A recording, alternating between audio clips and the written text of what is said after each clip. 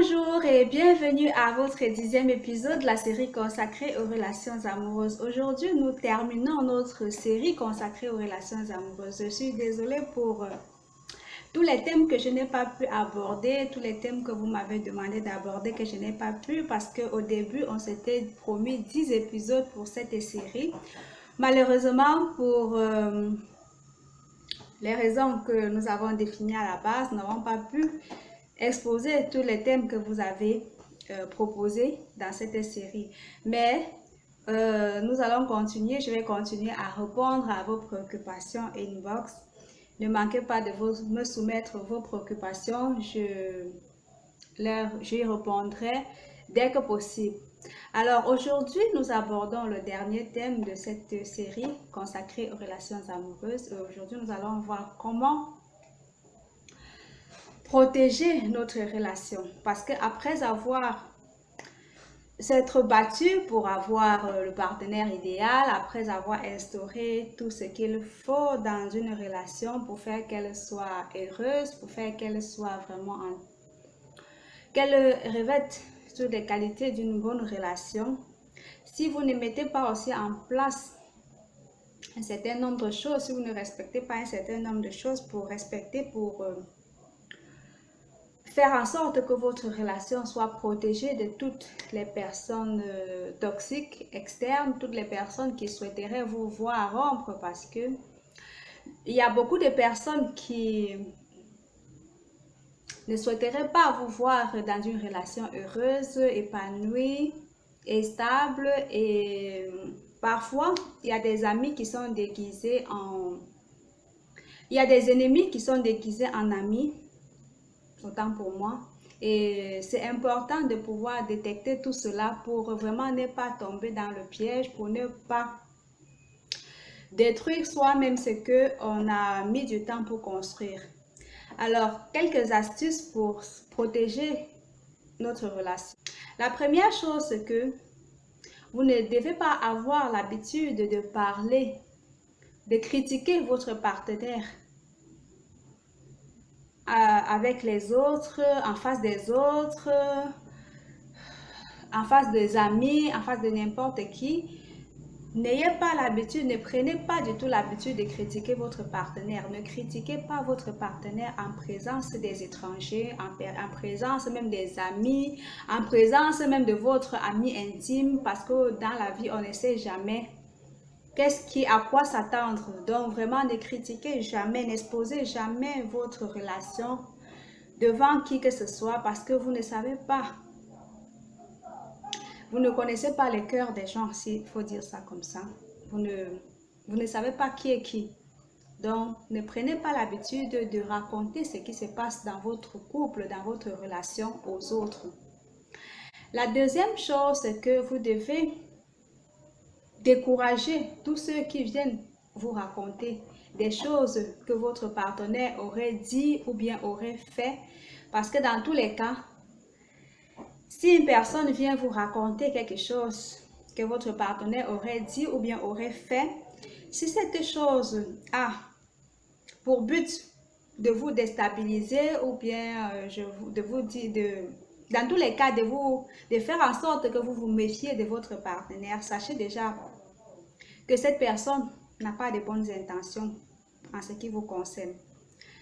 Peut-être qu'elle a de bonnes intentions, peut-être qu'elle pense vous faire du bien, mais dans tous les cas, une information pareille contribue tout simplement à déstabiliser votre relation, à déstabiliser votre couple, et ne prêtez pas oreille à cela. Ne faites pas en sorte qu'une personne qui vient vous raconter des choses comme ça soit la bienvenue. Dans tous les cas, dites-lui tout simplement, ok, merci pour l'information, mais bon, dans tous les cas, c'est pas... Vous ne lui avez pas demandé d'aller espionner ou bien d'aller savoir ce que votre partenaire fait ou bien votre partenaire dit. Donc vraiment, ça ne vous intéresse pas.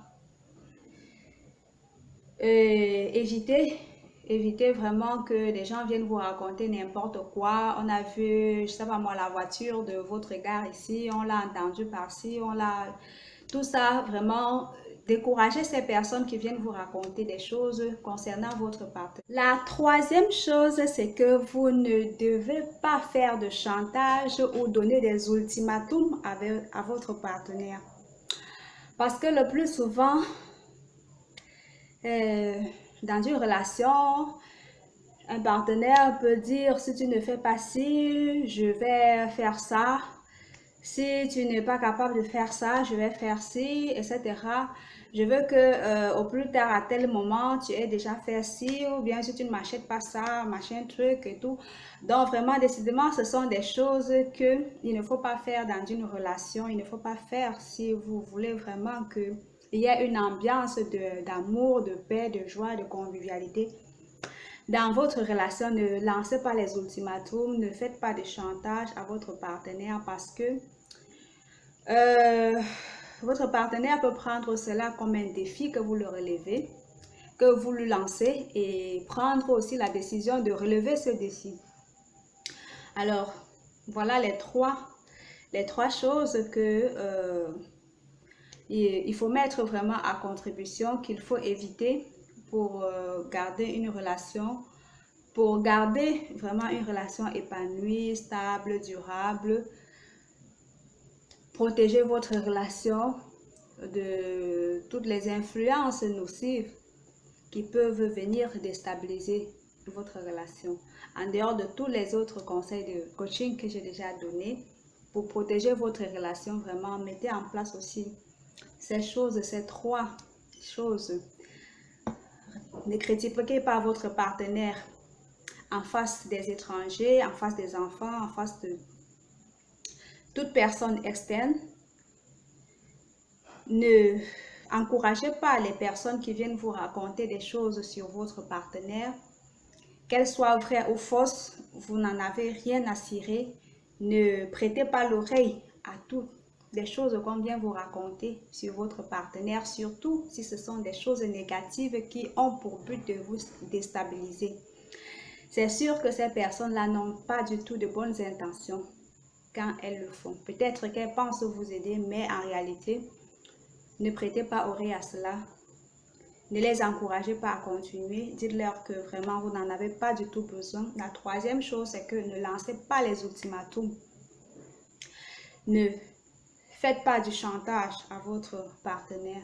Alors, merci d'avoir été avec moi pour ces 10 épisodes consacrés aux relations amoureuses stables, épanouies et durables. Peut-être que dans les prochaines vidéos, on pourra encore aborder des sujets relatifs aux relations amoureuses.